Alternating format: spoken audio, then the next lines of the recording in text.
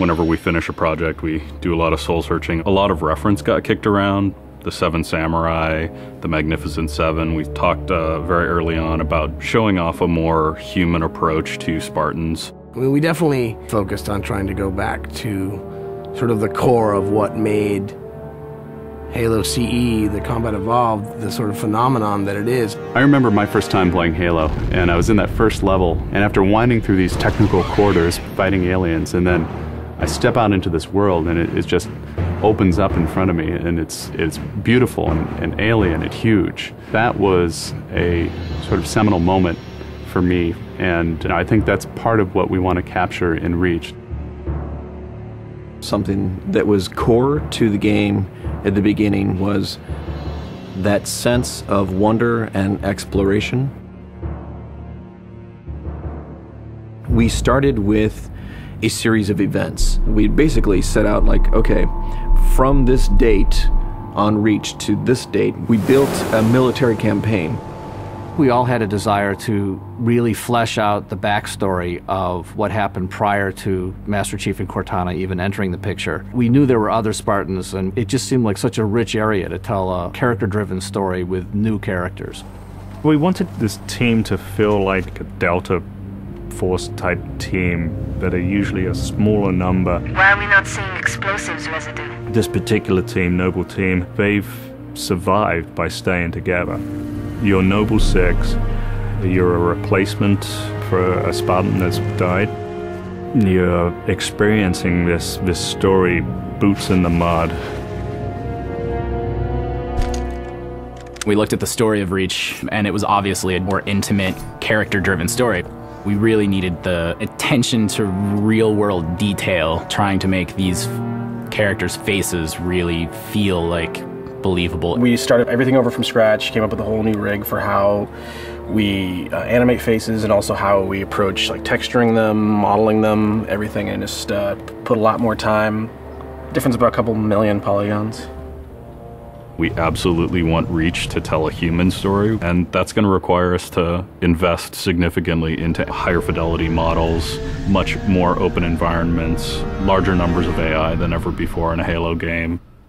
To pull off the vision for what we had for this game, we ended up gutting almost every part of the engine, retooling things to make it run faster, to make it run better, it looked better. We had to throw out all of our technical systems. We had to then throw out the content that went with it because that content didn't represent the new bar we were going for. Copy that, on our way. Don't need command to tell me. Been on hers half my life. Let's shoot it.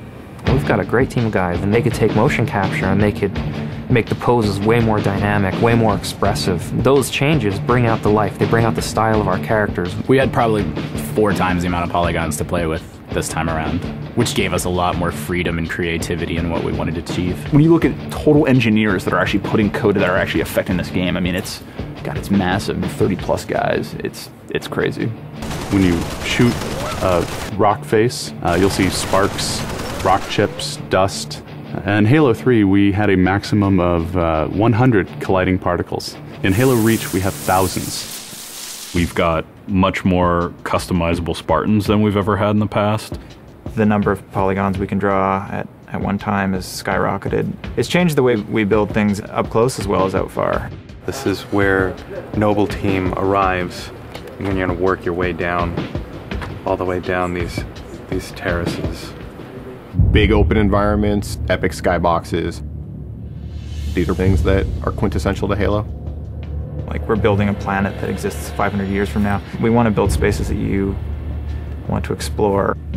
We want to put twice as many characters, vehicles, and weapons into that environment.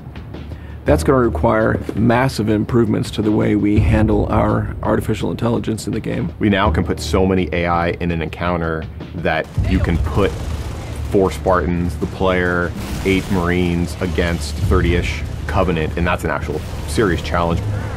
Bringing the elites back was something that was really a true joy for us because they're such an awesome character to fight. What if the Spartans and the soldiers don't actually understand what the aliens are saying? What's that going to feel like? What if we can get back to having the aliens feel really alien and threatening? these people and this planet and this story deserves something new and different. Just a different underlying sense of tragedy, heroism. We're rebuilding everything from the ground up. You have to walk this very fine balance. We want to add new things, but we don't want to rough up anybody's baby. I mean, that's the whole thing about the crazy sausage that is Bungie's Halo Reach ODST universe, is that we've sort of developed this gameplay that every person sort of has the different things about it that they like, and I still think that we still struggle to figure out exactly what, you know, like what can we add or remove without pissing off certain people in the population. We looked at the Halo 3 assault rifle, and it really does feel kind of dated. It fit the tech then, but now we have all of these new polygons to play with. We went to a lot of trouble to sort of ground the weapons and the vehicles more in this sort of more real, more gritty world. We refined a lot of the weapons to push them into their particular role, and that role is defined a lot by range and the range of combat that you're going to play. For instance, the DMR, which is a sort of medium to long range suppression marksman rifle.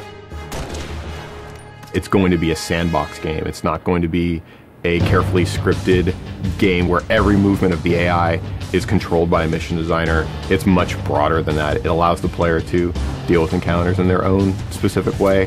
There's definitely going to be offhand grenade throwing. There's definitely going to be vehicles. There's definitely going to be a large number of weapons that are incredibly powerful, incredibly accurate, that allow the player to feel like a badass. Now, if you melee him in the back of the head, like you really mean it, you're holding down on the button, and you will launch into this more elaborate animation sequence. It's going to be a very different campaign experience for people overall. We're doing stuff in the campaign that people absolutely won't expect from a Halo game. Bigger battles, brand new cast of characters. An incredibly ambitious game. Every neuron in my head is firing with just reach, reach, reach. We knew from the beginning what the end was going to be. This is the definitive Halo made by the people who created Halo.